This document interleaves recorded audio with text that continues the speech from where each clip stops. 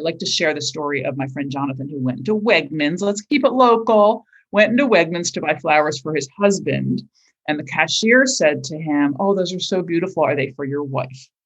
So I really like to do kind of a deep dive into that question, because if Jonathan had a wife, he would probably move through that conversation without even thinking about it, right? He would just answer and move on. Mm-hmm. However, Jonathan had a husband, and so he is now literally boxed into a corner by this question. He has to make a split-second decision at Wegmans in the line whether he's going to come out to this cashier or not because of her language.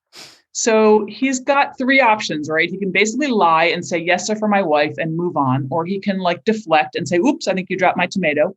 Or he can come out to the Wegmans cashier. Welcome to Rochester Business Connections, powered by Balbert Marketing, LLC, where I get the chance to chat with Rochester, New York's very best business owners, entrepreneurs, and thought leaders.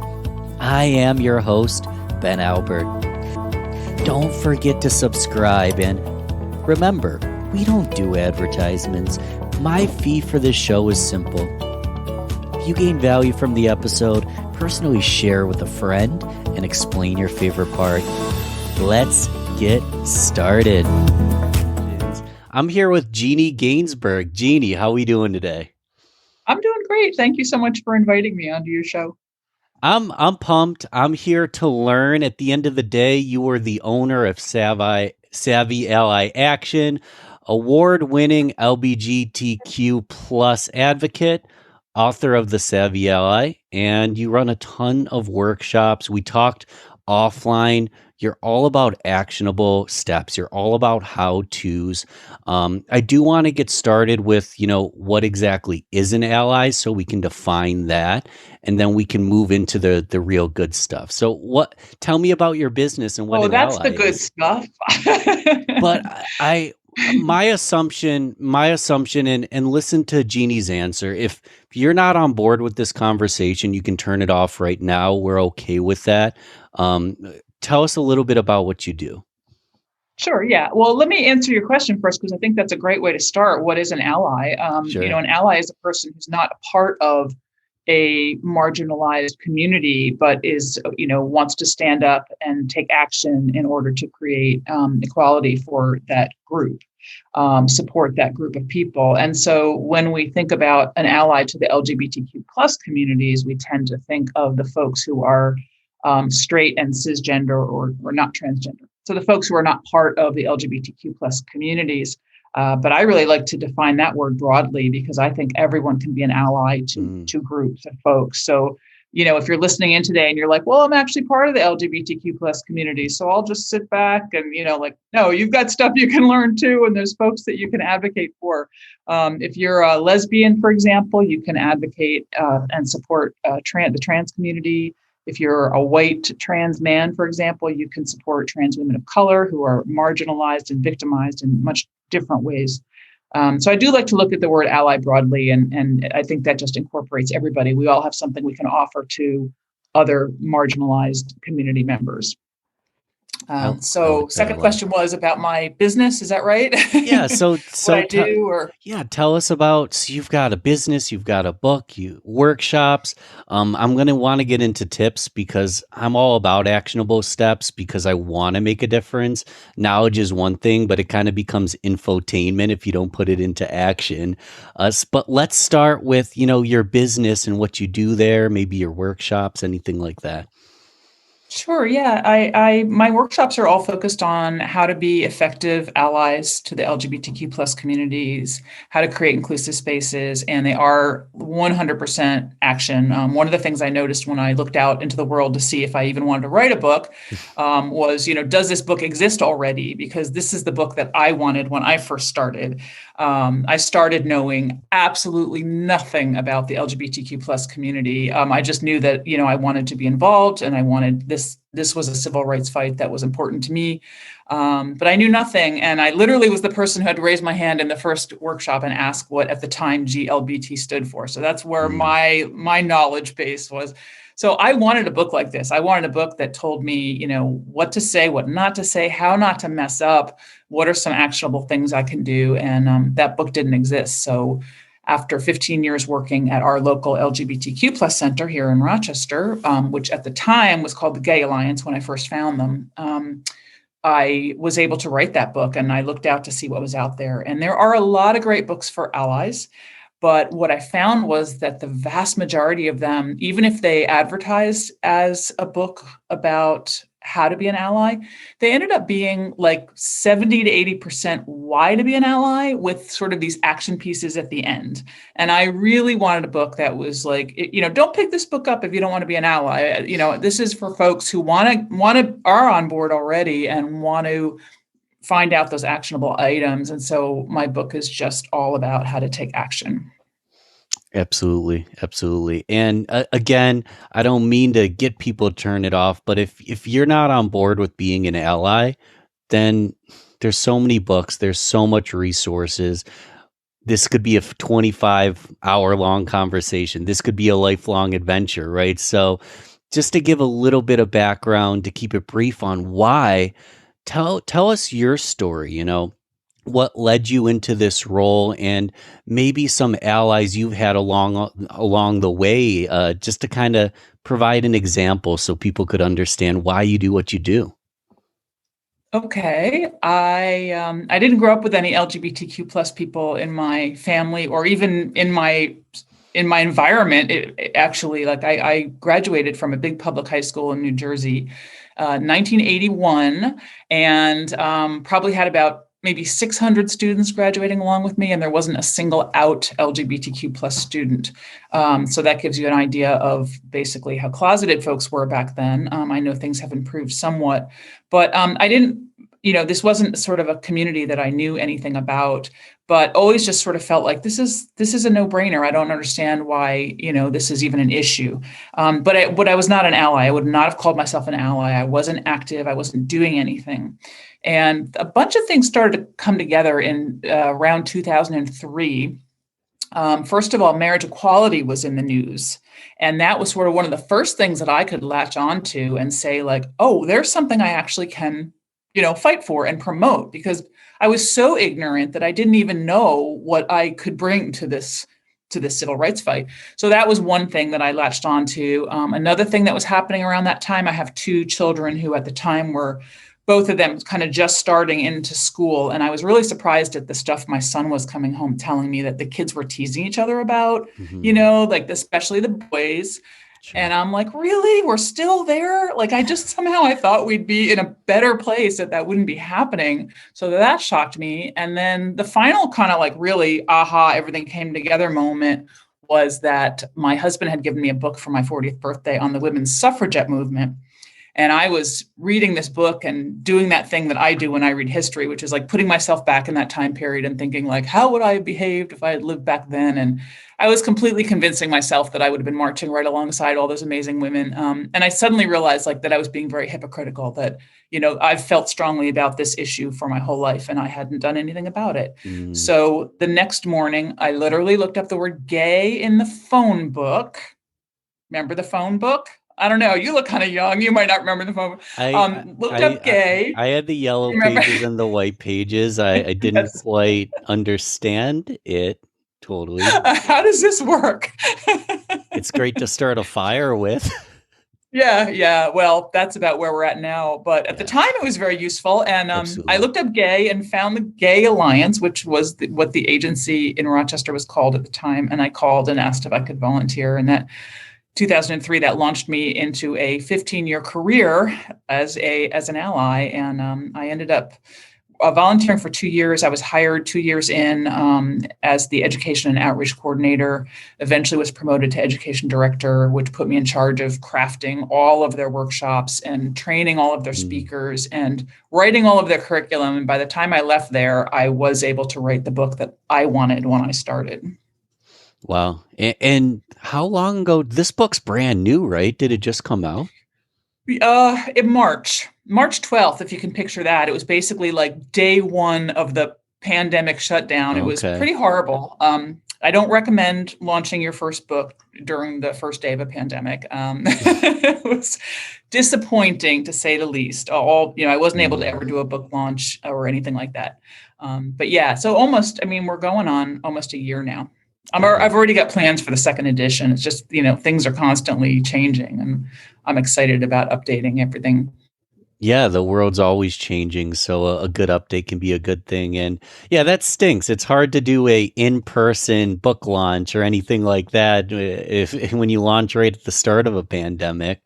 Yeah. But And I I really went into the virtual workshops kicking and screaming. I was like, I don't want to do this. I feel mm, like one of my superpowers is really just getting people, in person, excited and motivated, and getting them up out of their seats and doing activities. And I really hesitated to do that, and I finally just dove in. And it hasn't been that bad. I've actually been having some fun running online workshops.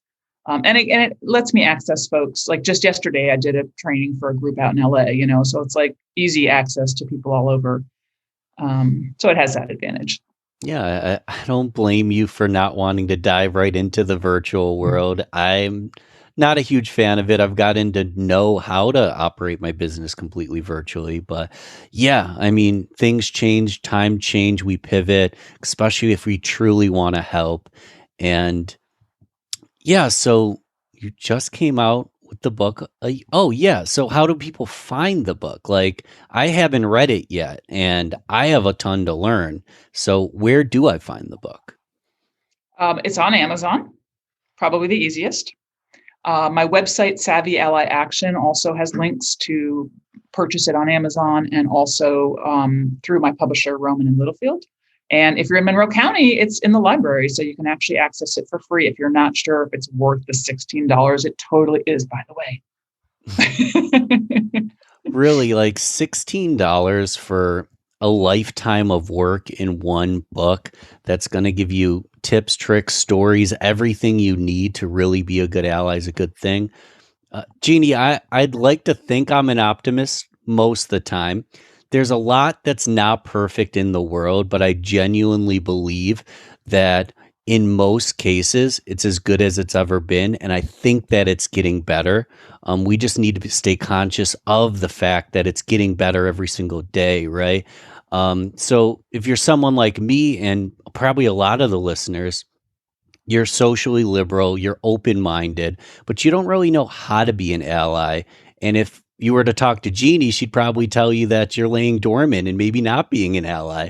Um, I'm sure you're way nicer. I'm just being hard on myself. But let's get started on, if I were to decide to become an ally today, I'm supportive, but I'm not really an ally. I'm not really an advocate. I'm pretty quiet. Where should I start? What's a step that I can take right now? Sure. And actually, I do want to address what you just said about, like, maybe I wouldn't define people as allies because they're not doing enough. That's actually a stance I dislike. I think we're Okay. really, really hard on allies. And you'll find, for people who read my book, it's really an encouraging, fun, we can do this, kind of book. And I'm serious about that. It bothered me when I first got started that there were often these lists of, what you have to do before you can call yourself an ally. And these were daunting lists of stuff that I'm like, first of all, who has time to do this? With all the other stuff we're juggling in our lives, just so intimidating and so, to me, kind of shaming, right? If you're not doing everything. Sure. And I am not about that at all. I'm like, I don't care about the label ally. To me, it's like, Mm, let's just figure out how to do this. I think mostly what I experience in the Rochester area certainly is people who are on board, want to do the right thing, and are scared to death that they're going to mess up because there's so many different words and the culture's changing. And so people are just so afraid that they're going to offend somebody accidentally that they're silenced. And so that really is where I mostly start from, is like, hey, let's just get out there and start having conversations. And a lot of the tips that I offer help people get away from that intimidating, like, glossary of terms, which, if you read that, you will be silenced. You're like, I'm sure I'm going to mess up. There are so many identity words out there. So to answer your question, some actionable tips. I have all sorts of actionable tips. I think for this podcast, it'll be fun to share some tips that are tips in our language, that are things that you can do immediately as soon as you stop listening to this podcast. We literally can create safer places and spaces with our language. And so a simple example of that, I'd like to share the story of my friend Jonathan, who went to Wegmans. Let's keep it local. Went into Wegmans to buy flowers for his husband. And the cashier said to him, "Oh, those are so beautiful. Are they for your wife?" So I really like to do kind of a deep dive into that question, because if Jonathan had a wife, he would probably move through that conversation without even thinking about it, right? He would just answer and move on. Mm-hmm. However, Jonathan had a husband, and so he is now literally boxed into a corner by this question. He has to make a split-second decision at Wegmans in the line whether he's going to come out to this cashier or not because of her language. So he's got three options, right? He can basically lie and say, "Yes, sir, for my wife," and move on. Or he can like deflect and say, "Oops, I think you dropped my tomato." Or he can come out to the Wegmans cashier. And whether he does that or not will depend on, what kind of vibes is he getting from the cashier? Who's listening behind him? Is someone listening who may be homophobic, who may harass him in the parking lot?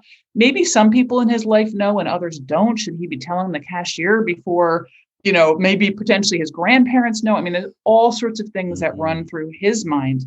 And it's so unfair that we put him in that position. So for those of us who think coming out is like a day, whoa, you play music and you're out. Of course, it's not. It's like an ongoing, lifelong journey because of things like that, because of the gendered language that we use. So one of my first and favorite tips is to ungender your language and to realize how important that is to people. Folks are listening, and if you're not walking around with a big rainbow pin, which I highly recommend, by the way, it's kind of the second best way that you can indicate to people that you understand that there are all sorts of people out there and all sorts of partners, and that you respect that and that you're open to hearing that. So ungendering your language is huge. What that looks like is we avoid terms like sir and ma'am, Mr. and Mrs., boyfriend, girlfriend, husband, wife, mother, father, and we move to ungendered terms. Friends, folks, spouse, partner, all those types of things. So that's one of my first tips. And I think those of us who move through the world and those questions fit for us often are just so unaware of how important that is. I love that. Ungender your language. I can't talk today. And it's funny because I teach a podcast class to young students, and one of the things I teach them is ask open-ended questions. You don't want to ask guided questions, because in that scenario, what came to my mind is, hey, who are the flowers for? They're pretty. And let Jeannie speak. Let the person speak. Let them tell you. Don't be assumptive. Yep. And I feel like that goes right hand in hand with don't ungender your language. I wanted to jump in. Did you have more for us? Do you have something else we can talk about too? Sure. Yeah. I mean, I have a whole bunch. I'll share one more that goes, I think, hand in hand with the ungendering your language. It's kind of the step 2. So the first step, throw the ungendered terms out into the world. But the second step is to listen to how people are referring to themselves and their loved ones and mirror those terms. And so those two work really nicely hand in hand, because what that looks like is I might say to you, hey, Ben, I'm having a party, feel free to bring a partner or partners, right? So I basically hit you with those ungendered terms. And then you may come back with, oh, great, my wife and I will love to come.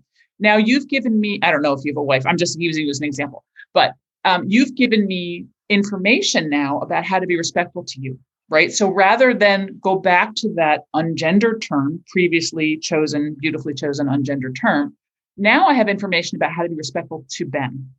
And so now I latch onto that word wife that you just used, and I say, oh, wonderful, I'm looking forward to meeting your wife.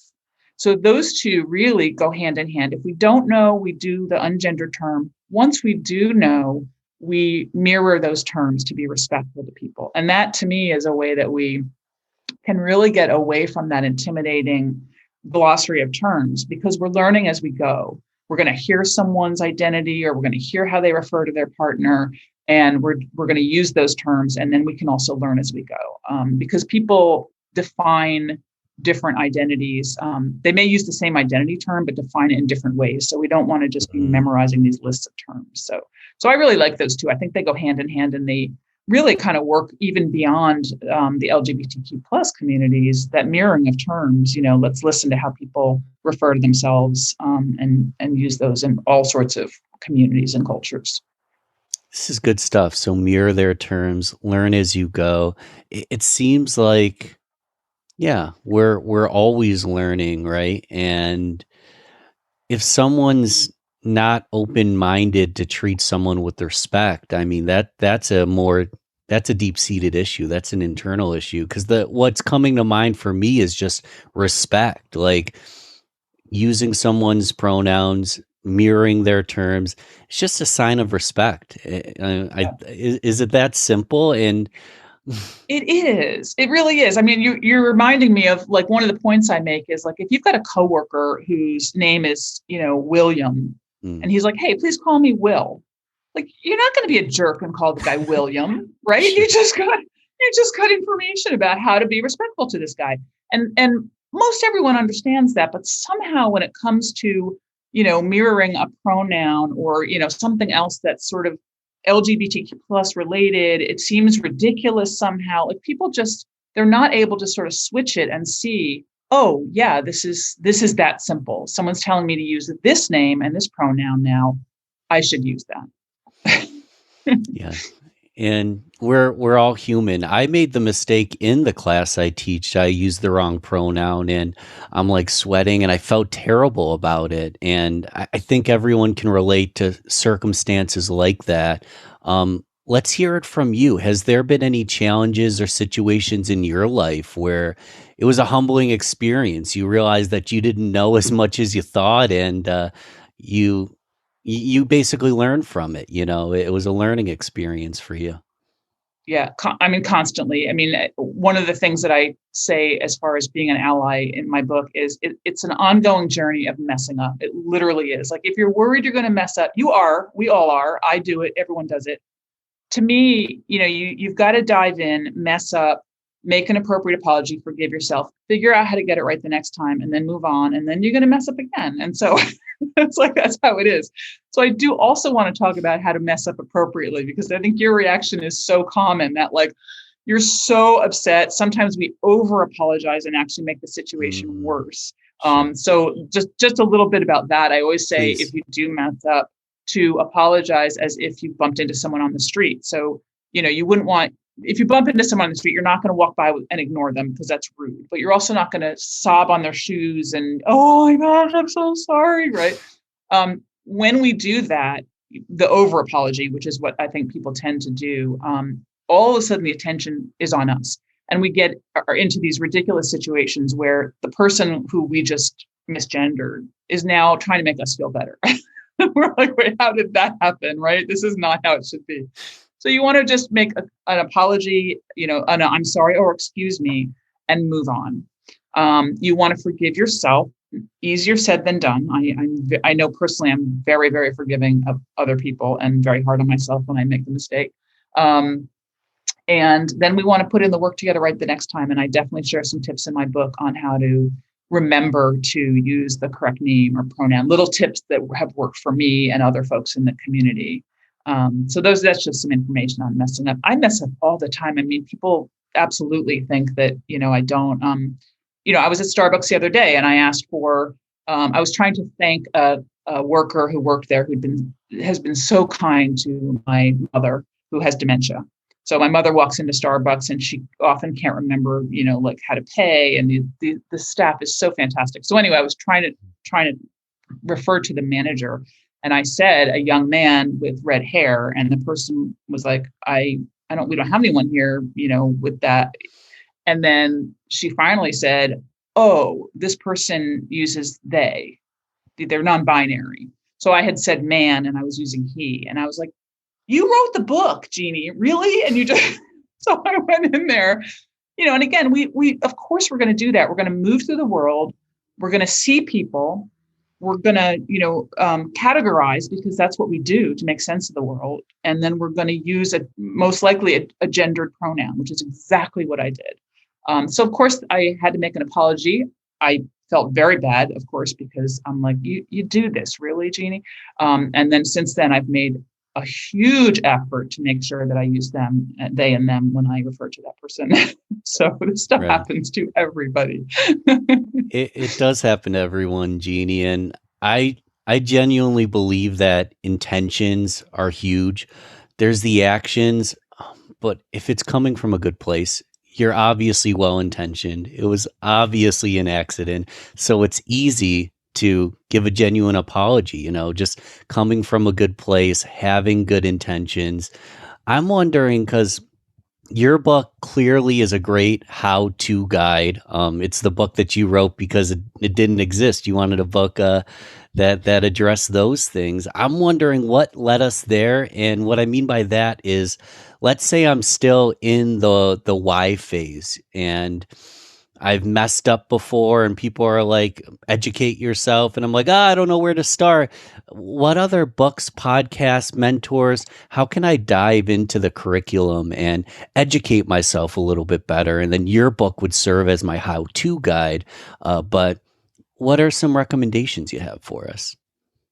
Oh, so this is I guess, let me just clarify. So you're asking the person who isn't necessarily on board then with being an ally, or they're like, yes, I want to be on board, I just need the tools. I'm a little confused Got it. Yeah. by your And question. I'm confusing, so don't worry about it. So the person that they're on board, they're open-minded, but they haven't really taken any action steps. Maybe Yeah. they make mistakes accidentally. They're well intentioned, but they make a lot of mistakes accidentally just because they're not educated and not mindful, because they haven't really even dived in at all yet. So they're Right. they're open minded, but not an ally per se. Um, so they're looking to learn Yeah. more. I think that's a So I'm lot like, of is this a people. trick question? Because the answer is my book. Like, no kidding. Okay, Like that. got That's it. you just described my target audience. So Really? really, literally, the person who I feel like I've got a lot in my book for the beginner folks who are like, yeah, I'm on board with this, but like I make mistakes all the time. What are some? I mean, that's actually my target audience member. Will my book work for the more savvy ally, the ally who already is quite informed?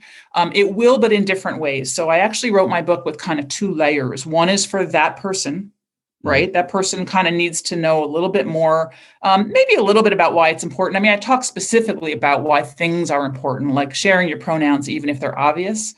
Why is that important, would be something that I educate on in my book. So that person you just talked about, that is going to get a lot from my book. But I also have a second layer, which is for folks who kind of have the basic knowledge, but need more information on how to educate others. So going back to what you said about that assumption of goodwill, that is at the core of my book. It runs through my book. It's like, mm, hey, let's assume that people are trying to do the right thing. And I think that the assume goodwill idea gets a bad reputation because people often think you're saying, well, they didn't mean it that way, so therefore let's just move on and forget about it. I'm not saying that.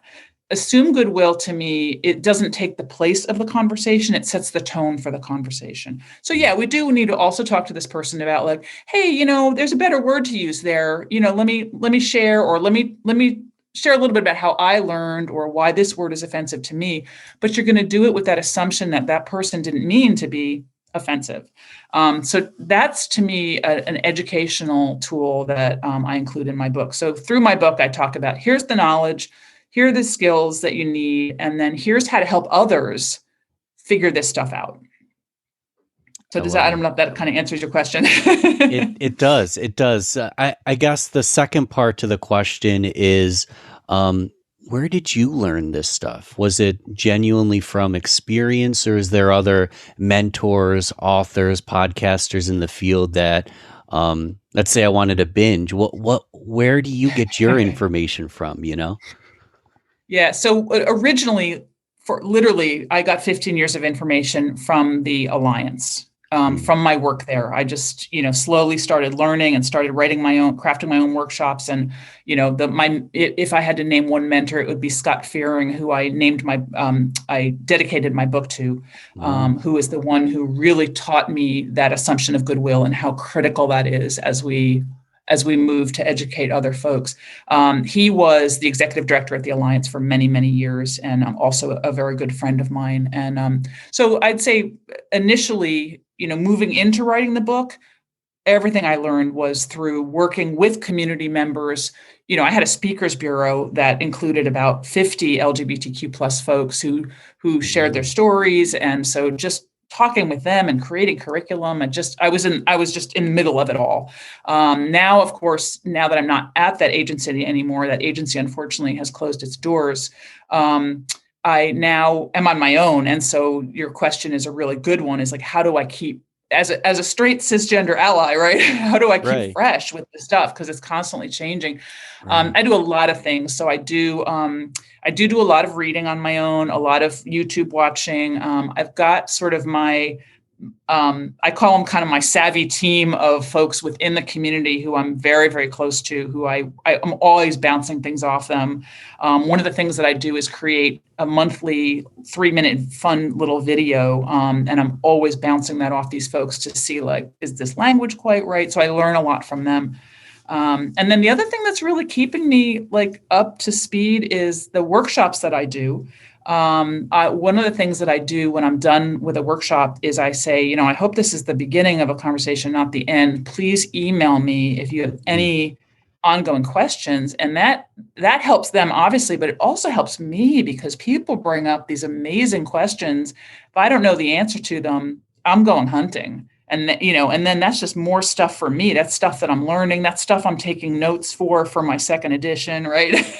That stuff's good. I just had one yesterday. Like I was saying, I did this workshop for a group out in LA. They're physical therapists. And they were talking about they're physical therapists for pelvic pain.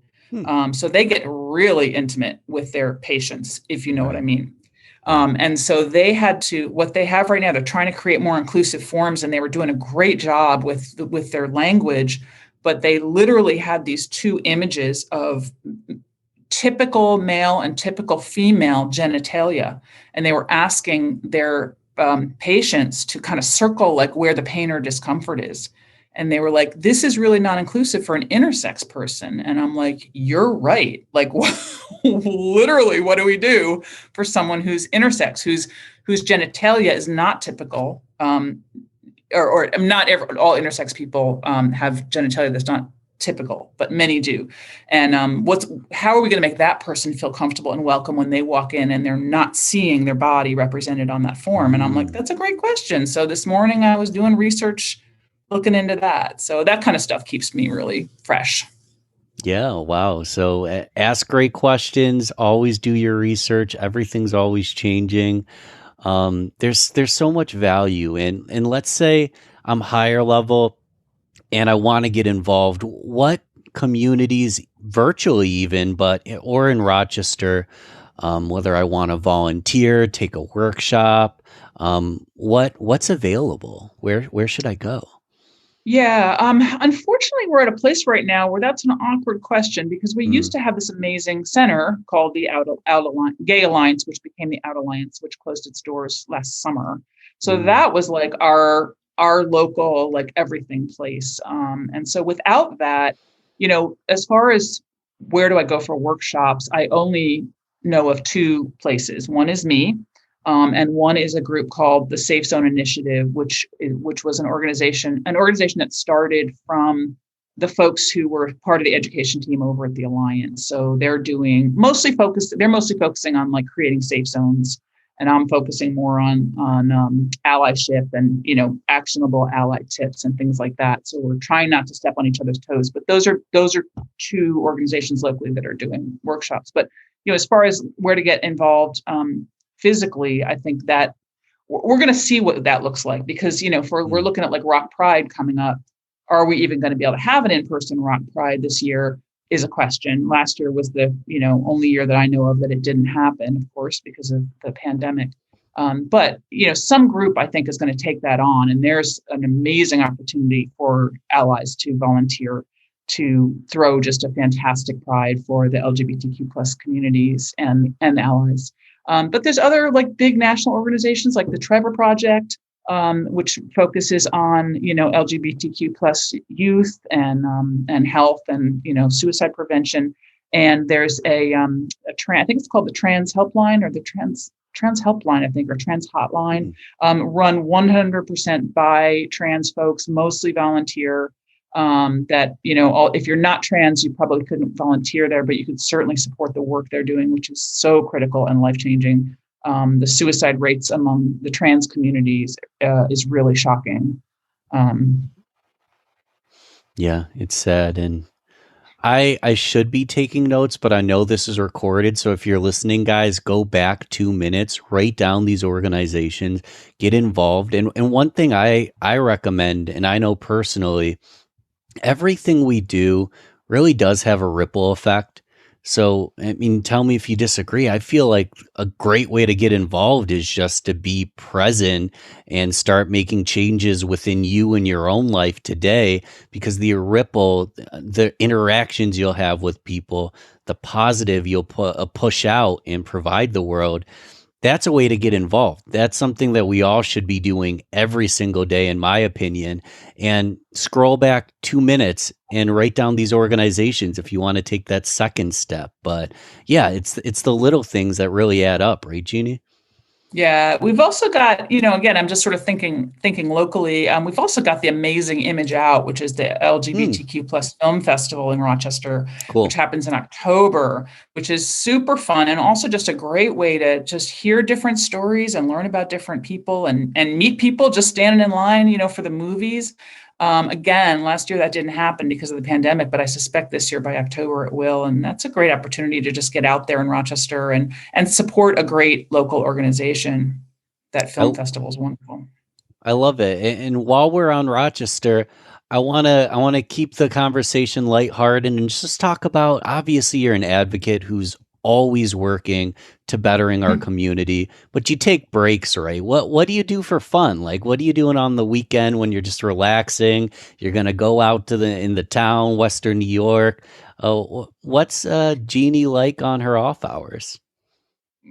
Well, if it's winter, I'm looking for every opportunity to throw on my cross-country skis Mm, and plod around and have fun in the snow. I'm about 15 minutes away from Mendon Ponds Park, and I think my all-time favorite cross-country ski trail is there. So just love that. And then if it's summer, I'm typically on the beach at Charlotte playing beach doubles volleyball. I've played volleyball since I was 13.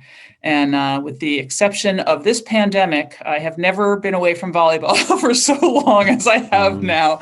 sure. But pretty much every summer, I'm playing beach volleyball whenever I can. You'd probably kick my butt in that one. Well, I'm 5'10". You can't tell, but I've got some height that helps. Absolutely. Absolutely. And yeah, to keep it on just lighthearted and to get to know Jeannie a little bit better, let's do the rapid fire round. You can fill in the blank, but mostly either or questions just to get to know you a little bit more. Okay. Morning, you didn't sleep great. Are you drinking coffee or tea? Oh, definitely coffee. What about By the gallons. by the gallons? Um, Even if I slept well, drinking coffee. Oh my gosh, so many people in my life are exactly the same way. I'm one of those people, so I have tea on me right now. I get jittery when I drink like a gallon of coffee. Oh my gosh, I'm flying off the walls. Yeah, I think I'm just used to it at this point. That's definitely my morning routine. Totally, totally. What about let's do cats or dogs? Cats. Cats. Favorite season of the year? Well, I love them all. I truly love seasons. I think if I lived somewhere without seasons, I'd feel really disoriented. But I guess I'd have to say summer because of the volleyball. The volleyball, yeah. Guilty pleasures. Do you have a favorite dessert? I'm an ice cream fan. What's your I have a favorite hard time saying no flavor? to ice cream. Chocolate Same. chip. Really? Yeah, I do chocolate chip then. Is that your favorite flavor? Yeah. Cool.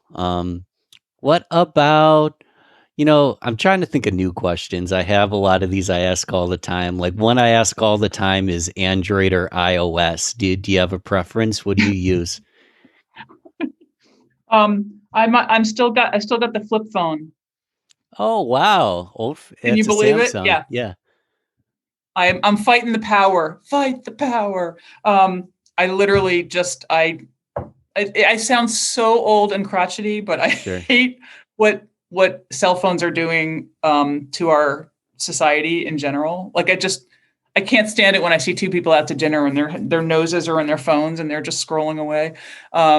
So I do have an iPad which I use for some things. There's some apps that occasionally I need, but I'm definitely kind of an old school flip phone. I don't want to be on call 24/7 Yeah. person.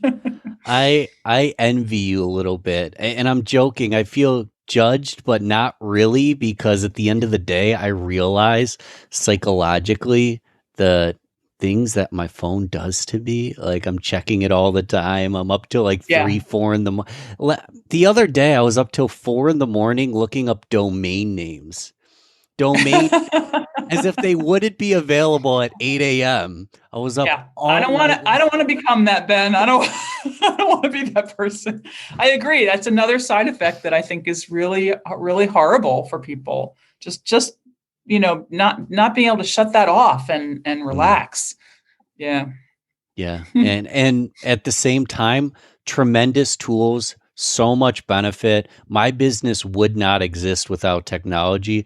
However, yeah, you got to look at it and say, is this playing a negative role in my life? And that's a whole nother podcast, right? So Right.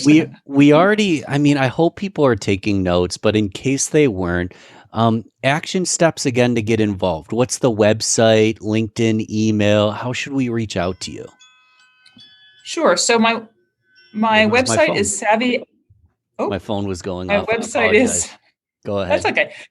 My website is savvyalliaction.com, and I have a YouTube channel under the same name where I as I said, every month I launch a new little 3-minute fun video with all sorts of LGBTQ plus ally tips. So if you're not interested in, or if you're not a reader, you can go there and check out a lot of my tips on video.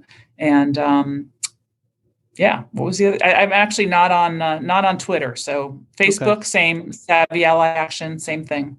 Yeah, look up Savvy Ally Action. It comes right up on Google. You can get the book. You can connect with Jeannie and her network and become a better ally. That's what I'm looking to do. And yeah, I like this last question. It's as open ended as it gets. But the reason I like to ask it is I only had 45 minutes or so with you today. So if I knew you better, like, is there any questions I should have asked if I had known more about what you do and you? Is there anything we didn't touch on that we'd like to add?